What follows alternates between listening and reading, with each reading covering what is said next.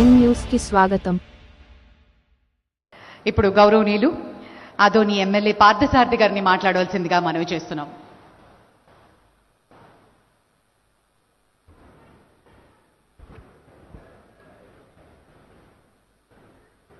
వేదికను అలంకరించినటువంటి పెద్దలు, గౌరవనీయులు మన గౌరవ ముఖ్యమంత్రి శ్రీ నారా చంద్రబాబు నాయుడు గారికి, గౌరవ ఉప ముఖ్యమంత్రి శ్రీ పవన్ కళ్యాణ్ గారికి, అలాగే వేదిక మీద ఉన్నటువంటి మంత్రులందరికీ, నా సహచర శాసనసభ్యులందరికీ, అధికారులకు, ఇక్కడ స్వర్ణాంధ్ర 2047వ డాక్యుమెంట్ రిలీజ్ చేసే సందర్భంలో వచ్చిన మీ అందరికీ కూడా పేరు పేరున నా నమస్కారాలు తెలియజేస్తా ఉన్నాను. స్వర్ణాంధ్ర 2047 ఆవిష్కరణ చారిత్రాత్మకం. ఈ ఆవిష్కరణ ద్వారా రాబోయే 23 సంవత్సరాల తర్వాత, అంటే మనకు స్వాతంత్రం 1947లో వస్తే 100 సంవత్సరాల తరువాత మనం ఎలా ఉండబోతున్నాము, మన సమాజం, మన రాష్ట్రం ఎలా ఉండబోతుంది, మన దేశం ఎలా ఉండబోతుంది అని ఊహించి దానికి అనుగుణంగా అడుగులేసే ఒక అద్భుతమైన సృష్టి ఈ స్వర్ణాంధ్ర 2047 ఆవిష్కరణ.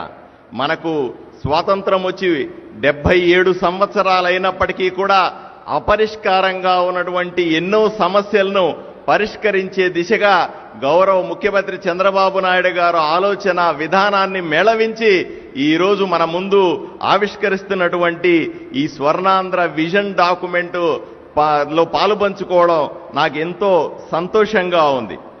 గౌరవ ప్రధానమంత్రి శ్రీ నరేంద్ర మోదీ గారి వికసిత భారత్ 2047 దేశం ఏ విధంగా రాబోయే 23 సంవత్సరాల్లో ముందడుగు వేయాలా అనే మార్గదర్శకాన్ని చేసినటువంటి మోదీ గారి ఆలోచన విధానానికి అనుగుణంగా ఆంధ్ర రాష్ట్రంలో కూడా ఈ ఆవిష్కరణ జరుగుతూ ఉంది. అంతందుకు ఈరోజు రాష్ట్రాలు అభివృద్ధి చెందితేనే దేశం అభివృద్ధి చెందుతాదని మనకందరికీ తెలుసు.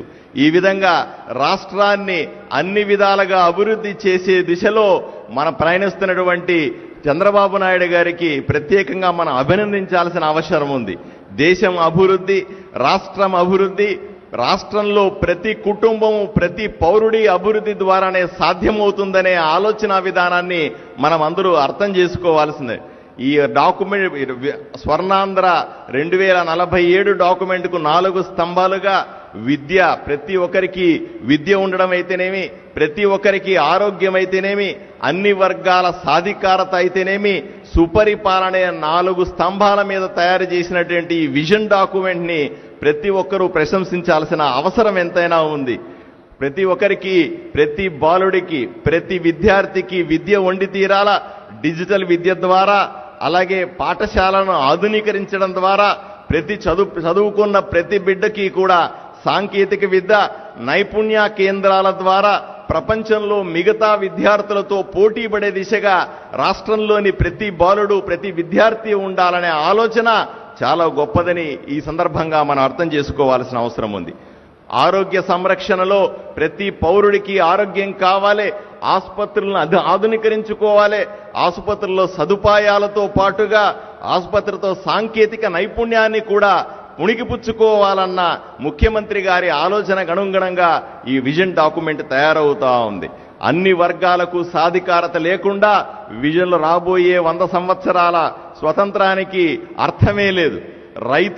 రైతులు రాజు కాకుండా, రైతాంగం కానీ వ్యవసాయం లాభసాటిగా కాకుండా రాష్ట్రంలో సాధికారత సాధించడం సాధ్యం కాదు.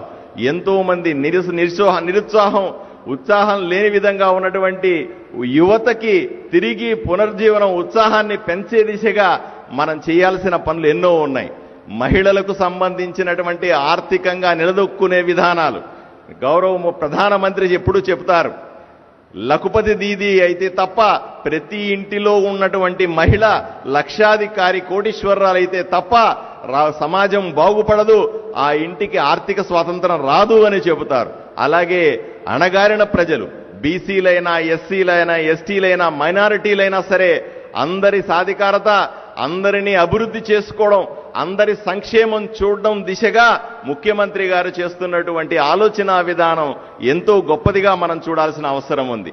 సుపరిపాలన కేవలం వ్యక్తులు పనిచేస్తే సరిపోదు, వ్యవస్థలు బలంగా ఉండాలి. మెరుగైనటువంటి వ్యవస్థల ద్వారానే గ్రామాల్లో పట్టణాల్లో మెరుగైన పరిపాలన ఇవ్వగలుగుతాం. జవాబుదారీతో కూడిన పరిపాలన, పారదర్శక పాలన ద్వారానే మనం రాబోయే 100 సంవత్సరాల్లో మెరుగైన సమాజాన్ని పొందగలుగుతామనే విషయాన్ని మీకు అందరికీ తెలియజేస్తాను.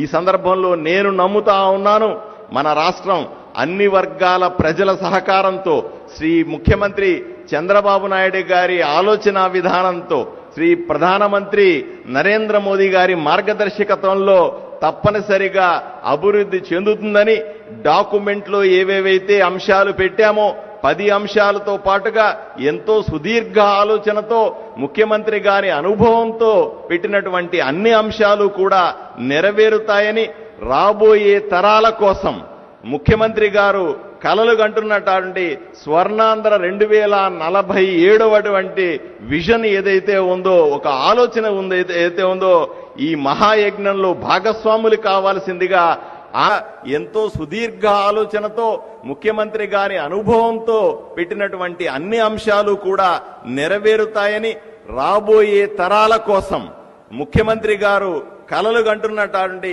స్వర్ణాంధ్ర 2047 విజన్ ఏదైతే ఉందో, ఒక ఆలోచన ఏదైతే ఉందో, ఈ మహాయజ్ఞంలో భాగస్వాములు కావాల్సిందిగా ఆంధ్రప్రదేశ్ ప్రజలందరినీ కూడా నేను చేతులెత్తి వేడుకుంటా ఉన్నాను. నమస్కారం.